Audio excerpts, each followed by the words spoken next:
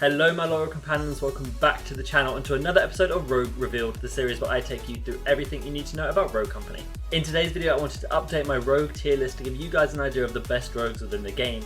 This will include Dahlia, as she was just recently added to the game as the most recent new rogue, and also will take into account the recent change that we're hearing that Sixth Sense is being retired in replacement of some other perks. If you do go on to enjoy the video, make sure you drop a like and subscribe to this channel, but for now, let's get into it.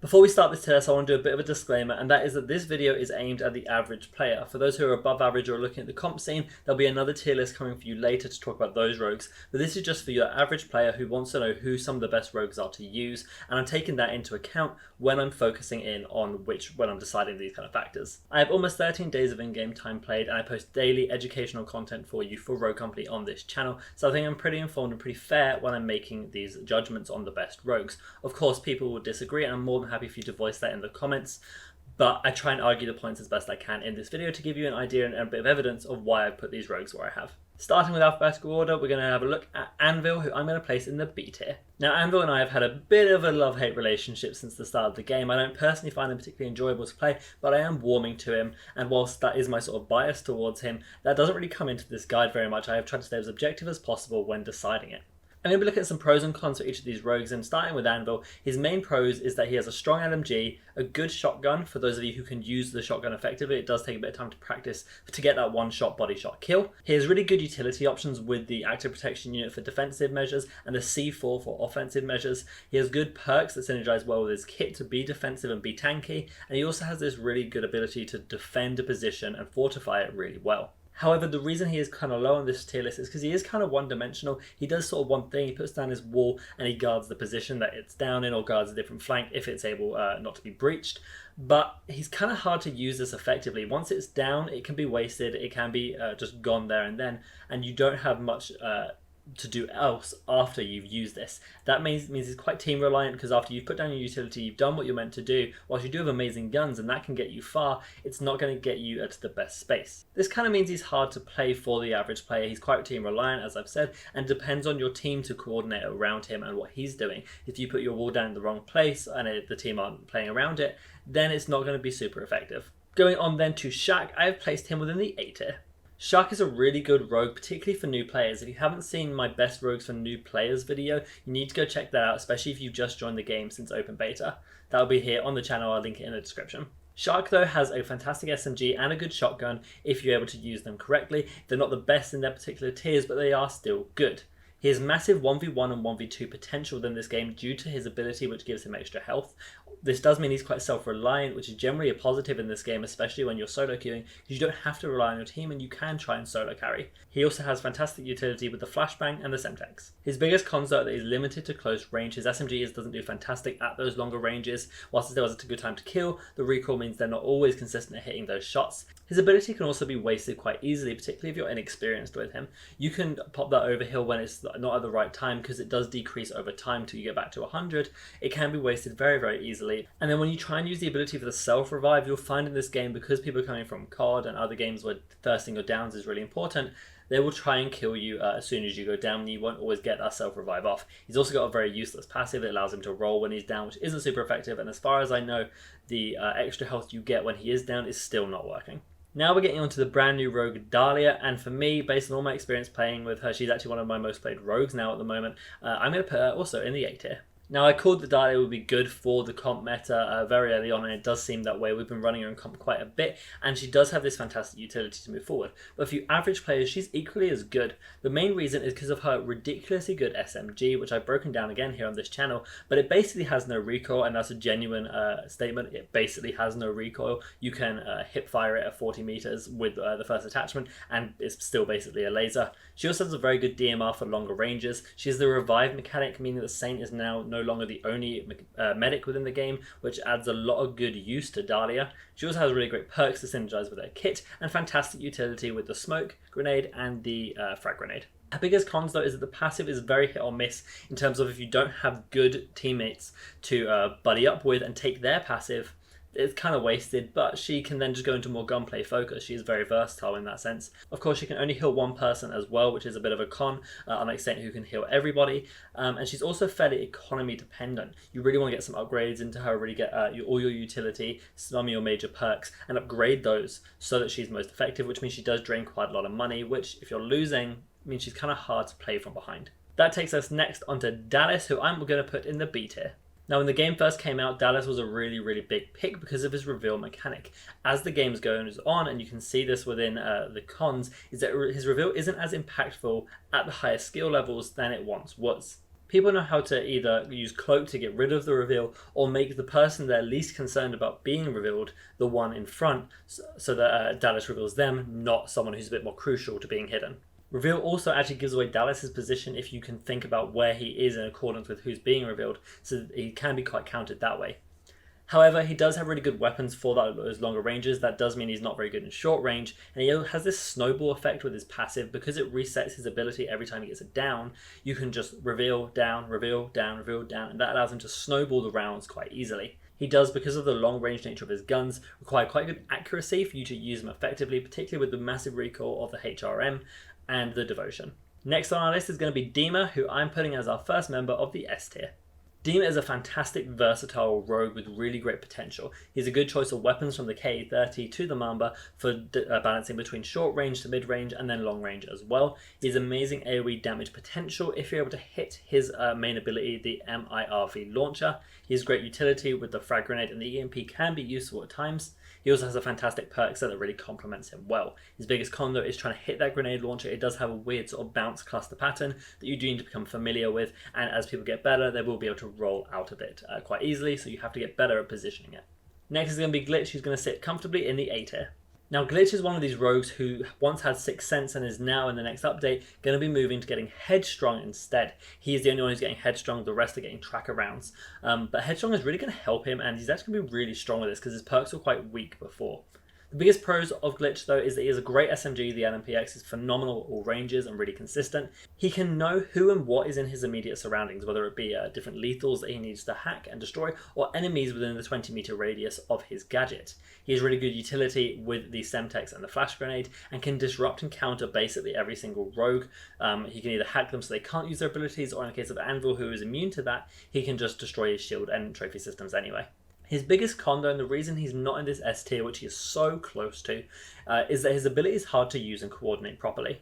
You have to be quite a good Glitch to use this ability as well as you can. You kind of need to be on comms with your team to tell them, hey, I'm hacking this, don't waste your grenades because it's a trophy, or don't rush towards the wall, I'm about to break it, and then Anvil's going to be on the other side of it. You have to coordinate this really well, and for just solo queues or just your average glitches, it's not going to be super effective. So he's not quite in that S tier, although he really should be, and in comp, he definitely is. Next is the Queen of Flanking, Lancer, and she's going to also sit in that A tier. Lancer has great 1v1 potential with her amazing mobility that she gets from her ability. She has a really good utility set with the smoke grenade and the Semtex, and an amazing passive with the roll reload, which honestly is the best passive within the game and is incredible to use and incredible at keeping the fights quick-paced and snowbally. Both her weapons are actually really good for her playstyle as well. I don't particularly rate the shotgun. I think it's easily counterable, but it can be really annoying if you're not sure how to deal with it. Her biggest cons though is that she is only short range, which means when you get into those longer range engagements, you're basically useless and you need to reposition, preferably with a smoke grenade. And she's also quite predictable. You know, she's going to run behind you silently, yes, but she's going to be somewhere on the flank and you need to be able to deal with that. Going on next is the only sniper within the game, Phantom, who I'm going to actually drop down to the B tier. Now, a lot of people are probably going to disagree with this because she is the only sniper. You think she'd be quite high up on the tier list because sniping is so important. And yes, sniping, when you get good at the game, is really good. But for the average player, I don't think she is the best choice for you to go, and there's a few reasons for this. Starting with her pros though, yes, she's the only sniper, which means she's the only person with a one-shot kill potential. She is fantastic for getting picks and allowing your team to gain momentum in the game and then push that way, and she can force people to completely change their playstyle by not peeking certain corners, and good players will not peek corners where Phantom is watching. Her biggest cons though is that she has such a high skill that is required of her. Not only do you have to be amazingly accurate, you also have to be really adaptable in your play to position well to not get rushed by an SMG. Also, her perk set isn't very good. You really don't need that many upgrades into your weapon. I said only the first 2 are necessary, and then you can kind of upgrade the grenade. The sticky sensor is useless, which means the rest of your money should be spent on perks, but she doesn't have phenomenal perks to actually upgrade.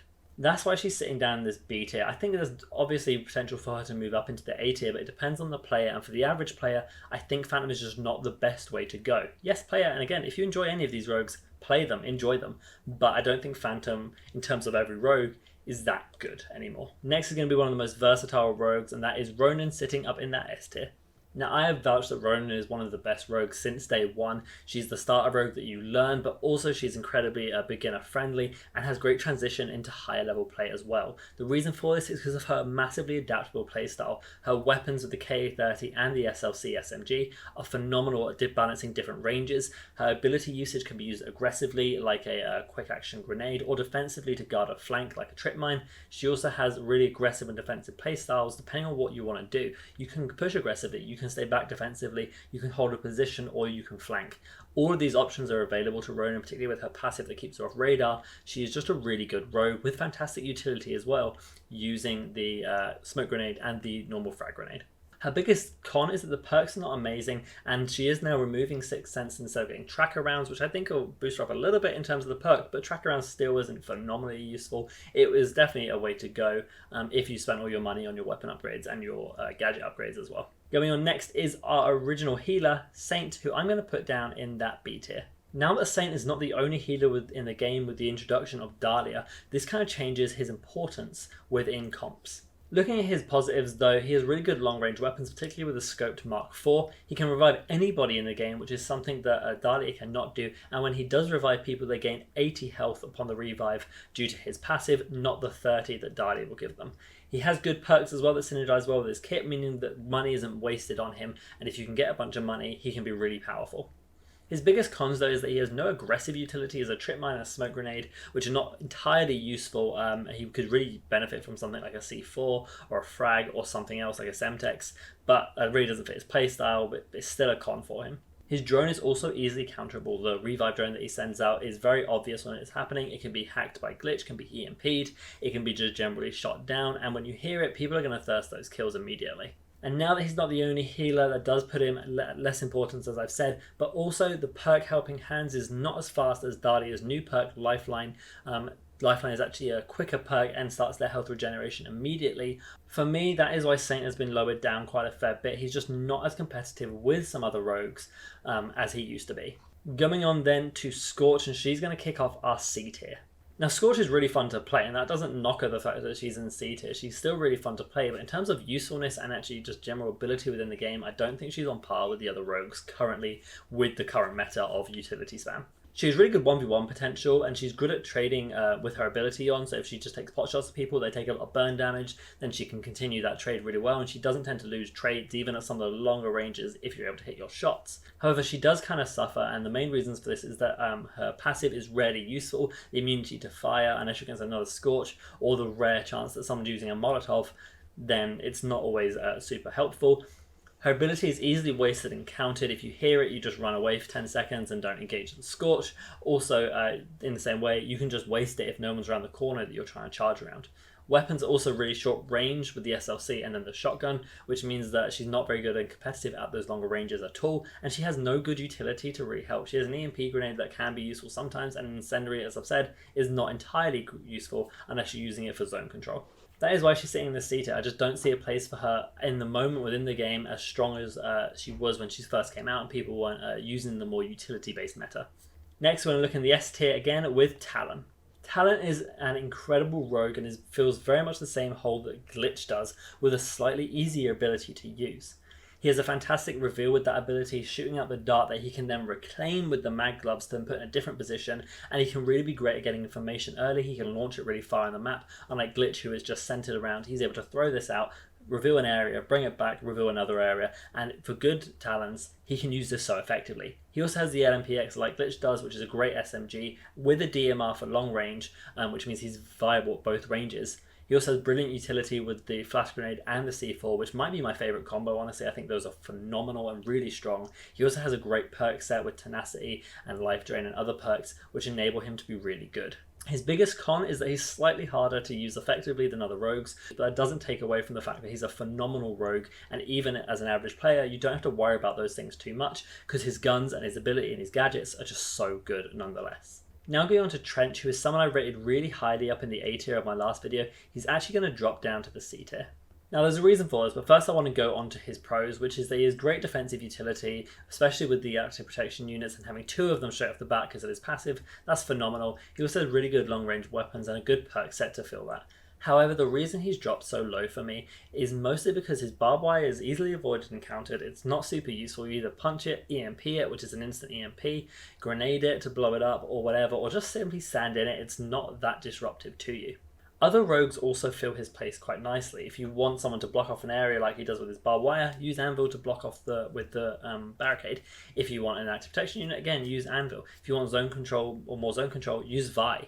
There's other rogues that can now fill his spot a little bit more, and he just doesn't have the same impact that he used to. Yes, the trophies are great, but they can be countered by melee weapons, and that is currently the meta. Buy a melee weapon, bait out the trophy system, then shoot all your utility in there, and absolutely frag out that way. He also has no short range, which means when he gets pushed onto the site he's trying to cover, he's going to die because he can't handle those short range engagements. I absolutely love Trench, and I still love playing him. I think his MXR is a great gun. He's just fallen off in terms of usefulness, and for the average player, they're not going to be able to utilize him as effectively as they could. He's still good in comp, and I think I still rate him highly in comp, but as a solo person going into these games and playing as an average player, he's just not there anymore. Finally, then we're going to look at Vi, and she is going to go into that A tier. Now I have a video on my channel of why Vi is so good and why she's so underrated, but I'll explain to you again very quickly in this video of why she is so good and why you should try and pick her up, even though she is slightly harder to use. Her biggest pros is that she is amazing and lethal, this is the other thing, zone control. Her zone control, her poison actually damages people, especially with the incendiary then added on top. Unlike other zone control options, that is phenomenal and really disrupts the enemies. She's also fairly adaptable with her weapon choices. You can go for the AR, which is not fantastic, and that's one of her biggest cons, but also you can go for the shotgun route, which is great up close, and my personal favorite playstyle is the shotgun for up close, and using the pistol for those longer range engagements is really, really good. She has great defensive utility with the Molotov for more zone control and the gas grenade to help slow down and disorient enemies. She also gains free HP from her ability, and she's always useful even if she dies, because if you die and throw down your poison to where they are, you reduce the maximum health of those enemies depending on how much time they spend in the poison, which will always benefit your teams. They can't regenerate further than what you've poisoned them to, which is a great ability. One of her other cons though is that she's harder to use than most rogues, as I've said, but if you put the time into learning her a little bit more, even as an average player, you can get good, especially with that shotgun, which is really forgiving. Okay then guys, that's going to take us to the end of the video, and if you did enjoy, make sure you leave a like and subscribe to the channel. Even if you disagree with some of the things I've said, I'm happy to debate it really civilly in the comments with you, but still make sure you like and subscribe if you do appreciate the argument that I have made. You can also come catch me on twitch.tv/RadTharGaming to see live game commentaries, guides, Q&As, and tournament practice, including the tournaments themselves. And all the links you're going to need are in the description below. But for now guys, I hope you have a fantastic day, and remember, be loyal, be brave, be relentless, and I'll see you in the next video.